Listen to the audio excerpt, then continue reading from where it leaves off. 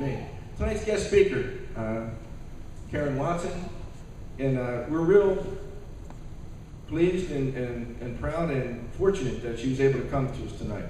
I said it's not like she has nowhere else to go. She put us in, Cindy got her in, and she's going to give us a real different perspective on things from her side. So without wasting any more of her time, I'd just like to give a warm East Texas welcome to Karen.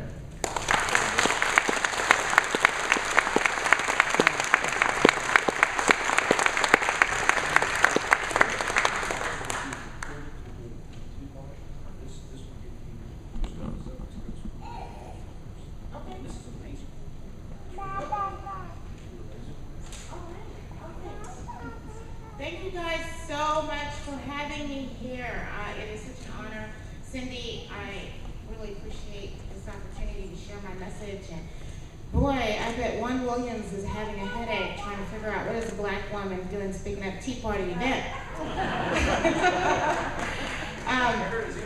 Yeah. You know, it is truly an honor, and I appreciate this, and thank you guys for being here.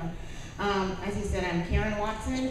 I am your neighbor just west of here in Dallas, Texas. I am a proud Texan, and I always tell people we truly do live in the greatest country in the whole wide world, but when we're in Texas, we're in the greatest state of the greatest country in the whole wide world. I'm going to tell you my story. Clarence Thomas wrote his book because he said you have to tell your own story. And that is so true. So my story, you know, I grew up in Dallas and in an area called Oak Cliff, which is an impoverished area. My mother was a teacher. She was a teacher at Dallas Independent School District for over 20 some odd years, and on a teacher's salary before vouchers. And I am a big believer in vouchers. I think they're very, they're important. But my mother, on a teacher's salary, because she understood the value of education, put me and my siblings through private school. So we had the best, no one was better educated than what we were in Dallas, and because my mother sacrificed for that. Now, we ate a lot of rice and beans, and she shopped at Goodwill, but she sacrificed because she knew how important it was. And so even all the way from kindergarten up until high school, my mother at high school, she found out that there was this new school that had opened up, and it was called a magnet school. And I don't know if you guys have those here in Longview, and it was government and law magnet. And my mom said, you know what, this just might be a great opportunity for my kids. So all of my siblings all graduated from high school, magnet high schools. And as you know, they're really unique. You have to test to be in, and they're just they're not your cookie cutter standard schools. Well, my school was so small. I think we were the smallest of all of the magnet schools, and my graduating class was honestly 17 people in my whole class. So I always tell people, try to be in the top 10% of that class. And because we were so small, we were so unique, we were able to do things high school kids, even some college kids, could never do. We could go down to the courthouse and participate and just, find out what's going on in that. We could participate in city halls because we were located downtown.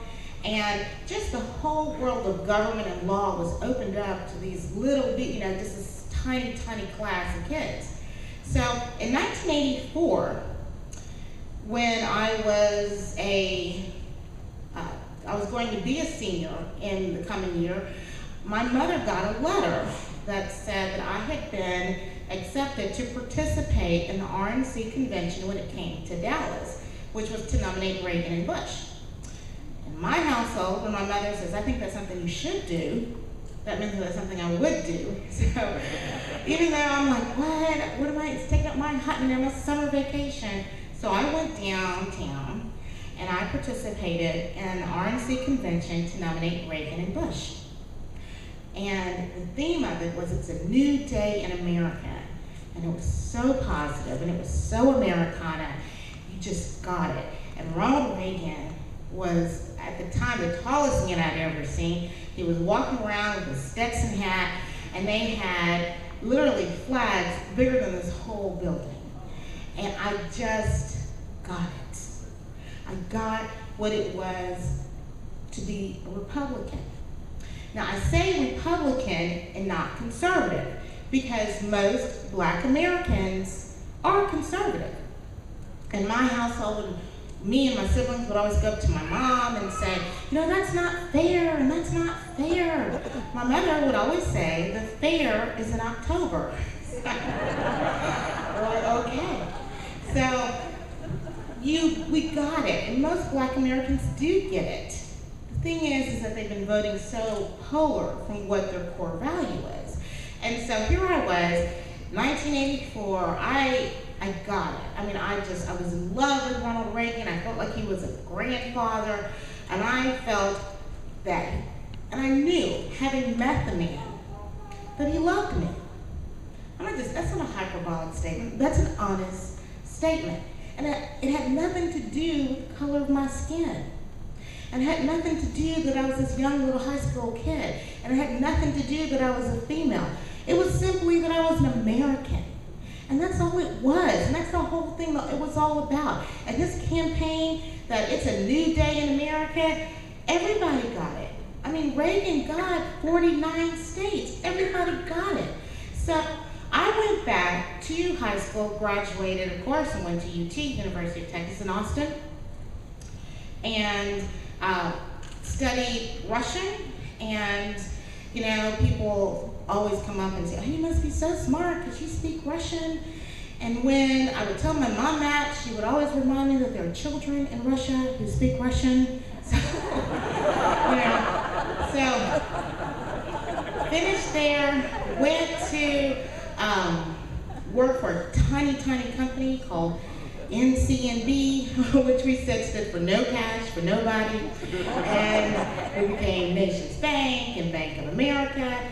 And I became the #1 person in the whole bank and wherever we did loans. And it was at the time I left, it was 47 states.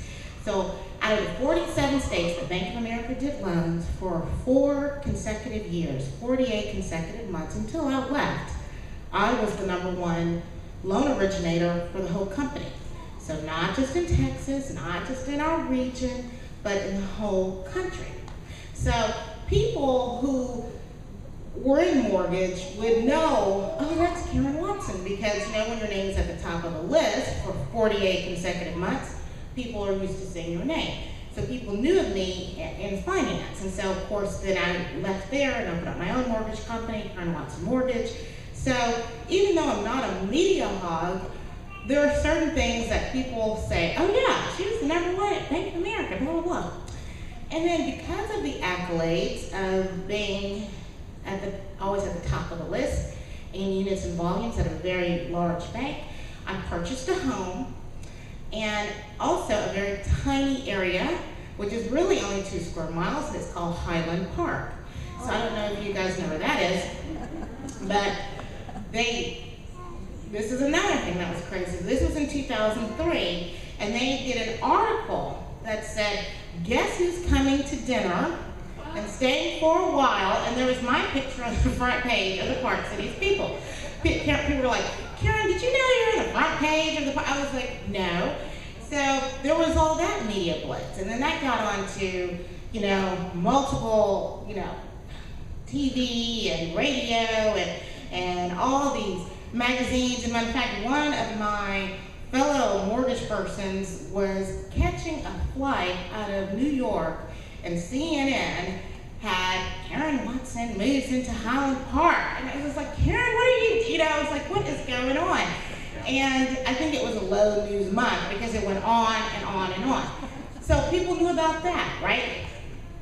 So I was always wondering, what was it that would make people come up to me in 2007, 2008, literally tap me on the shoulder and say, Karen, aren't you excited about this campaign?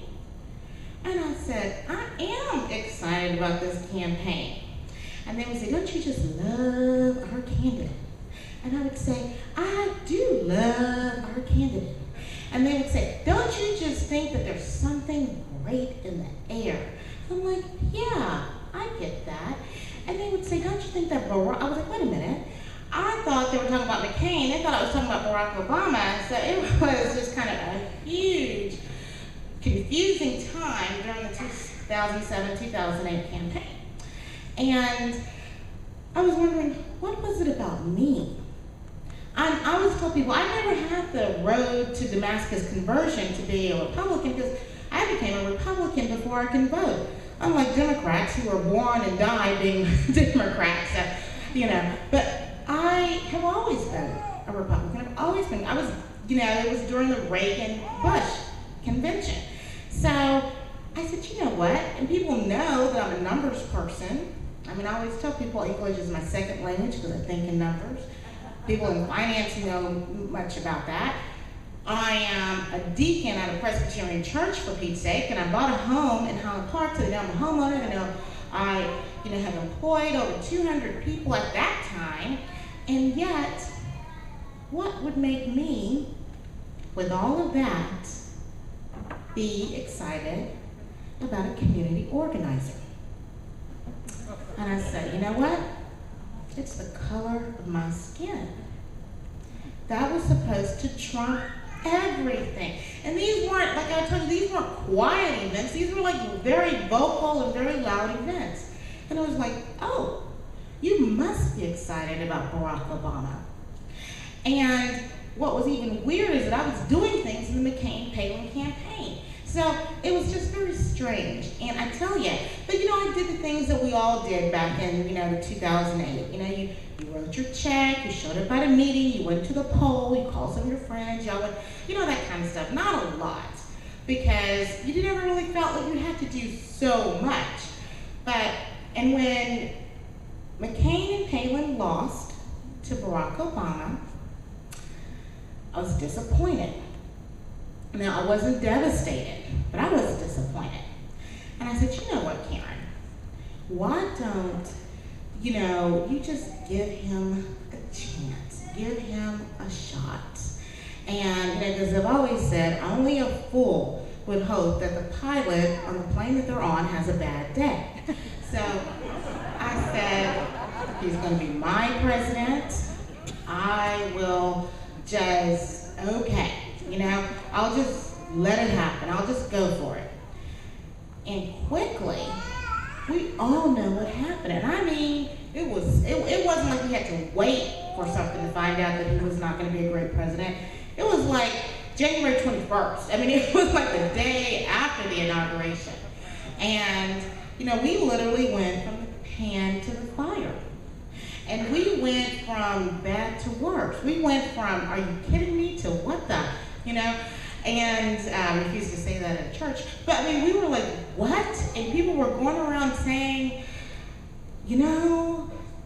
it's all, this is insane. This is crazy. How could this happen? And so I'm a solutions person, as most math people are. And I said, you know what, Karen, how did you not get caught up in that spin? And my genesis that I believe was going back to having a personal connection with meeting someone, as we used to say in the bank, up close and personal, toe-to-toe, belly-to-belly, that experience. Because see, outside of these clubs, you guys, even we just saw yesterday on a national show that Ron Williams said, oh, the Tea Party, they're just, angry old white people. Are you kidding me? Are you kidding me? That's what people think. They don't realize the Tea Party is trying to bring America back to its glory. So